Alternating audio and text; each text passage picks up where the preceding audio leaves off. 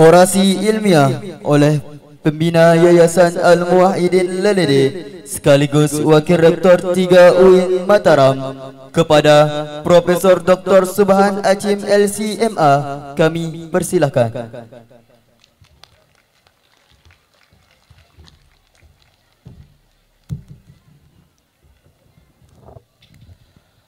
Assalamualaikum warahmatullahi wabarakatuh. Alhamdulillah wassalatu wassalamu ala Rasulillah Muhammad bin Abdullah wa ala alihi wa sahbihi wa mawalah, amma ba'd.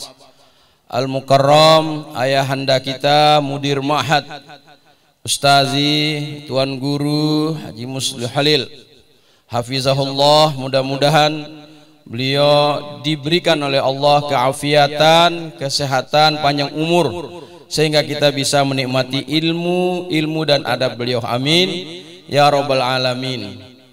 Al-Mukarramun, para pengurus yayasan yang hadir bersama kita, para tamu undangan, ada Pak Camat, ada Pak Lurah, Pak Kades, Ketua Takmir, begitu juga para pimpinan pondok yang hadir, tentu juga yang paling bahagia wali santri, wali santriwati yang sekarang akan diwisuda.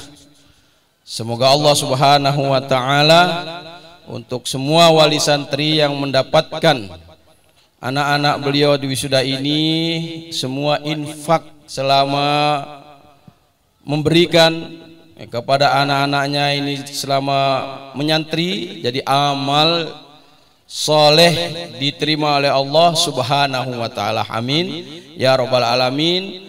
Begitu juga semua para tamu undangan dan santri-santri yang kami muliakan karena Allah Subhanahu wa ta'ala. Singkatnya hadirin hadirat rahimani wa rahimakumullah.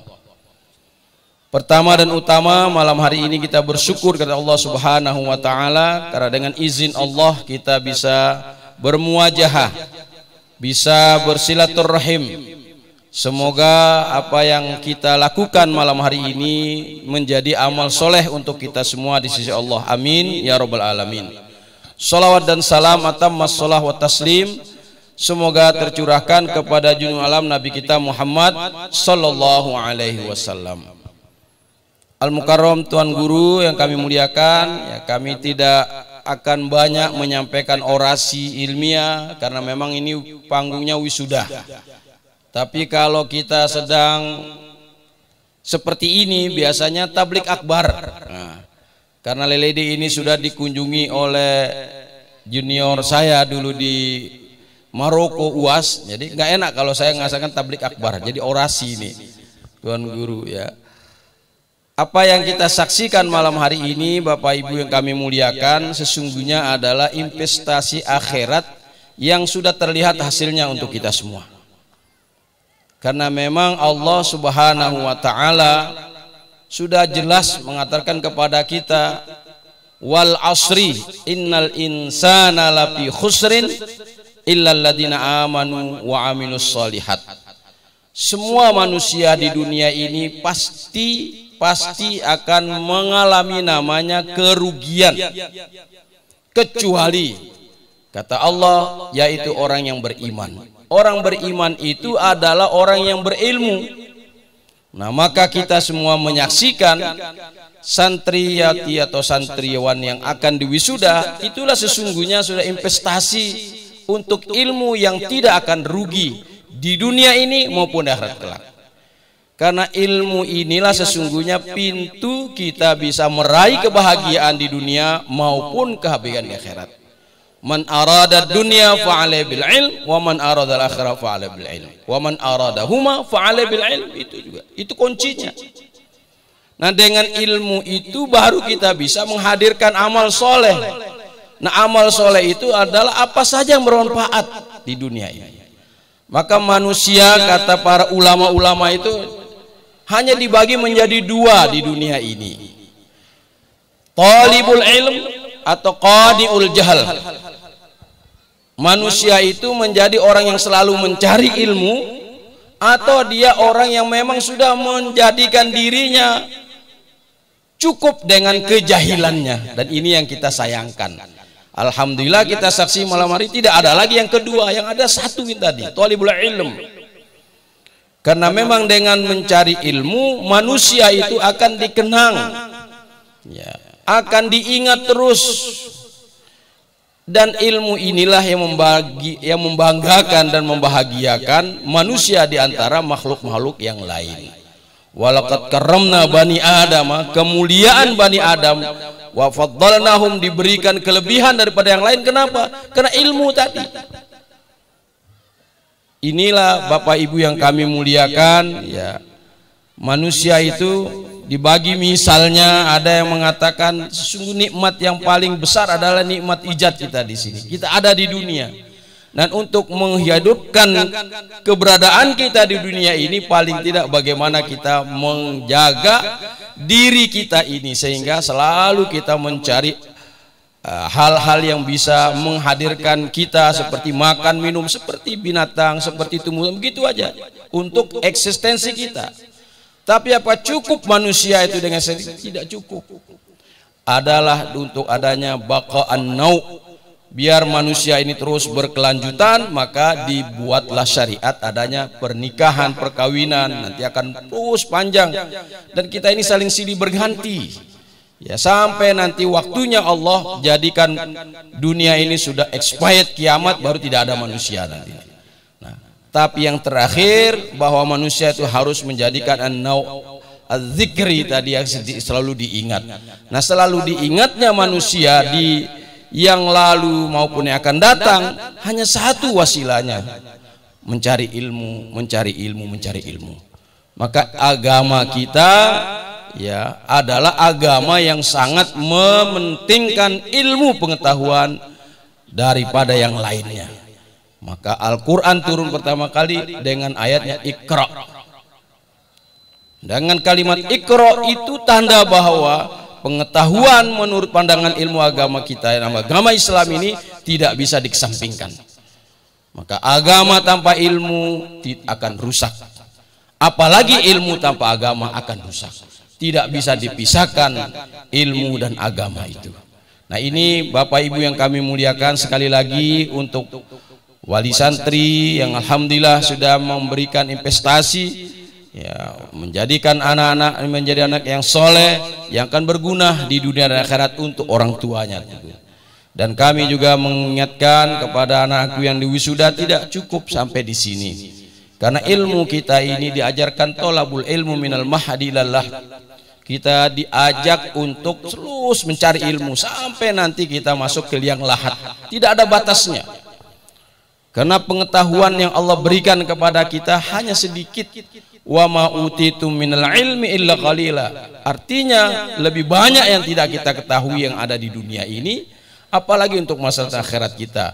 Tapi dengan kesemangat kita yang terus menerus mencari ilmu, insya Allah sedikit demi sedikit apa yang tidak kita tahu itu pasti akan diberikan oleh Allah Subhanahu wa ta'ala. Kami akhiri orasi ini dengan nasihat, ya. Ada nasihat yang disampaikan oleh ulama namanya Yahya bin Ammar.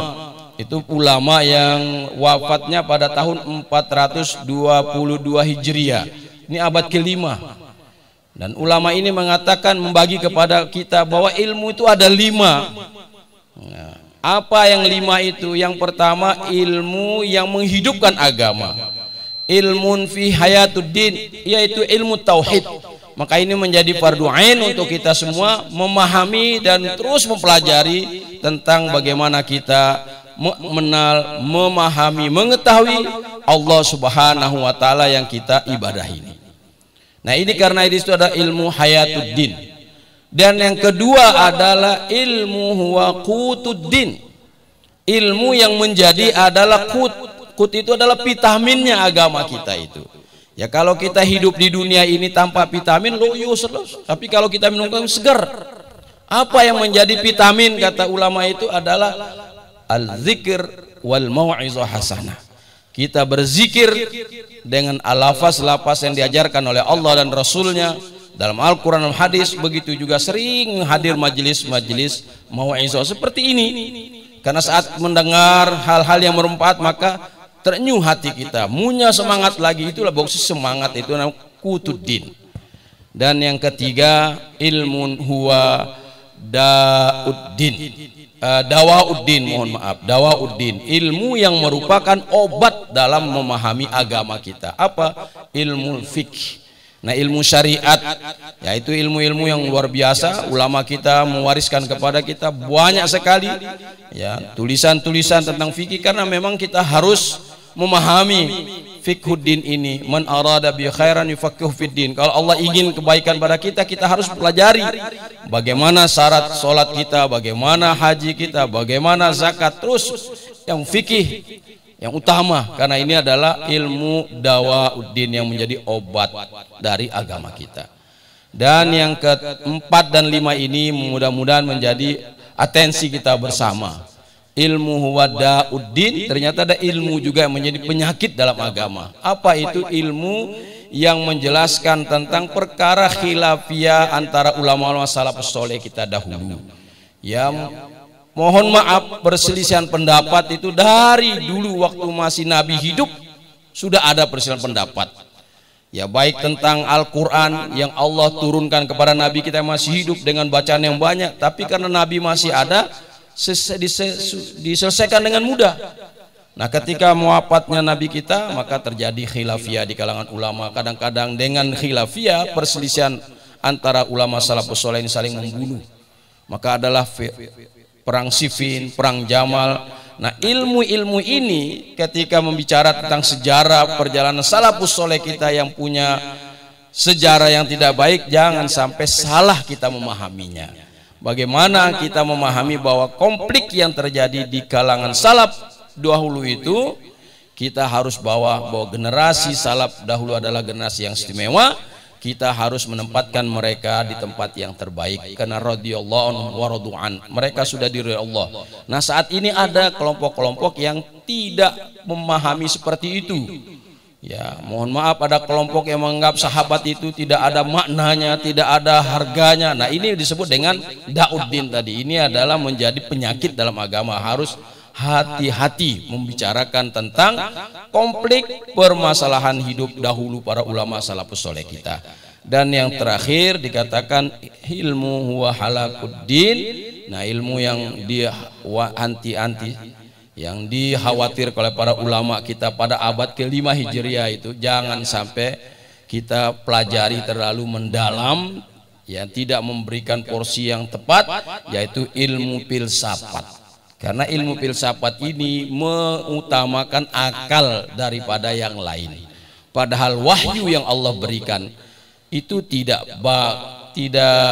datang dengan akal, tapi itu dari Allah Subhanahu wa taala. Al-Qur'an datang, hadis melalui Nabi kita, dan akal itu di bawah.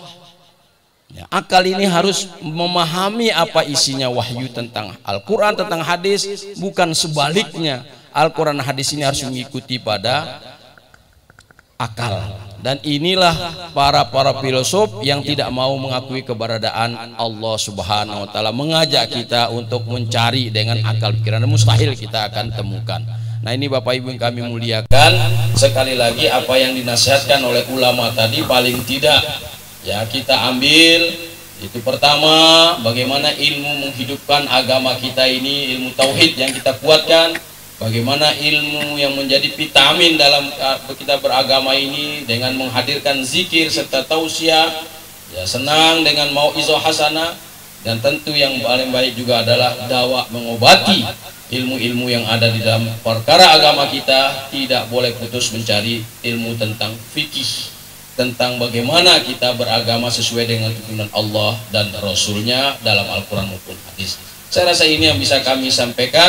Sekali lagi, selamat untuk yang di wisuda pada hari ini. Tentu ini menjadi semacam kebanggaan kepada orang tua dan persembahkan ini. Dan kami tadi itu begitu menyanyikan lagu Om Pondokku, dan Om Pondokan ini diberikan semacam ibu. Pondok ini memang seperti ibu, begitu juga Indonesia seperti ibu. Kita sebagai anak diwajibkan oleh agama kita berbakti kepada ummuka, ummuka, ummuka. Tidak disebut abuka, abuka, tapi ummuka 3 kali. Ya, tentu ungkapan hadis Rasulullah ummuka ini berarti ibu itu memang penuh dengan kasih sayang, dan kasih sayang ibu tanpa ada hentinya sampai di hari akhirat. Dan insya Allah dengan amal-amal soleh seorang anak yang selalu mendoakan orang tua, wabil khusus orang tua ibu kita ini, insya Allah itulah yang menghimpun ya kita di dunia dalam hasanah dan akhirat juga dalam hasanah. Amin ya robbal alamin. Demikian orasi yang bisa kami sampaikan. Mohon maaf bila ada hal yang tidak berkenan di hati. Hadanallahu wa iyyakum ajma'in. Billahi taufiq. Wassalamualaikum warahmatullahi wabarakatuh.